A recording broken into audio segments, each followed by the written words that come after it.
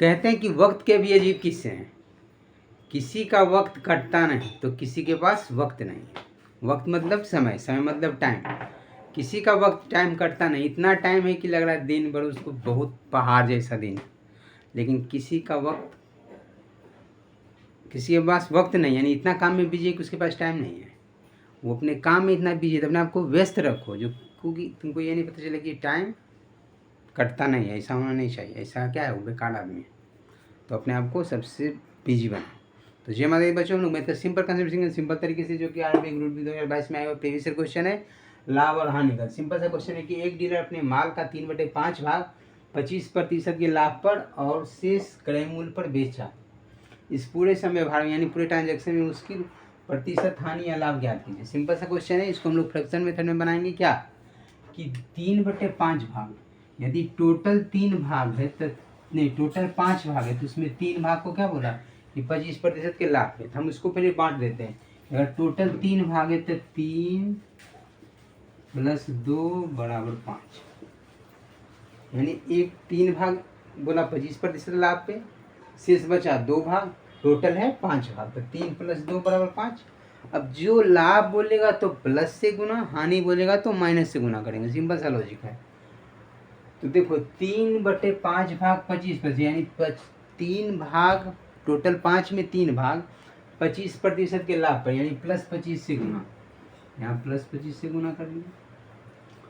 पूरे समय भार में उसको मतलब पूछ रहा है, और शेष क्रय मूल्य पर बेच दिया। शेष क्रय मूल्य पर बेचने का मतलब नो प्रॉफिट नो लॉस, यानी ना उस पर लाभ हो रहा है ना उस पर हानि हो रहा है। यानी शेष जो 2 भाग बचा, 5 भाग में 3 भाग को बेच दिया 25% के लाभ पे, तो +25 से गुना, शेष भाग को क्रय मूल्य पर बेच दिया, यानी नो प्रॉफिट नो लॉस।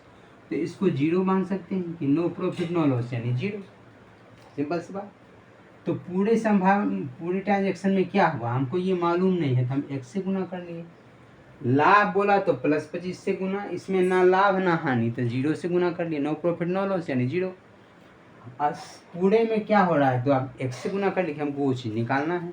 अगर हम इसको गुना करेंगे तो क्या होगा, 25 × 75 प्लस 2 × 0 यानी 0, इसका काम खत्म। 75 = 5x। यहाँ से x बराबर क्या लिख सकते हैं, 75/5, यानी 5 से कट गया 15, तो 15 ई जो आ गया x का मान है। x क्या है, टोटल सम व्यवहार में 15% प्लस में आ रहा है।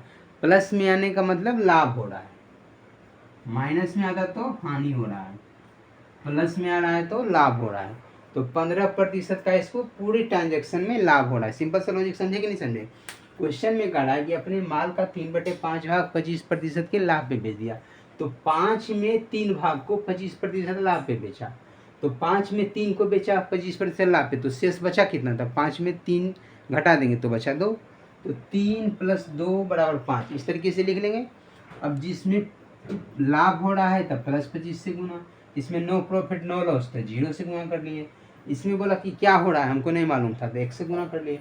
इसको सॉल्व कर लिए, x का मान आ गया। x यदि प्लस में आ रहा है तो लाभ हो रहा है, माइनस में आ रहा है तो हानि हो रहा है, तो x = 15 आया।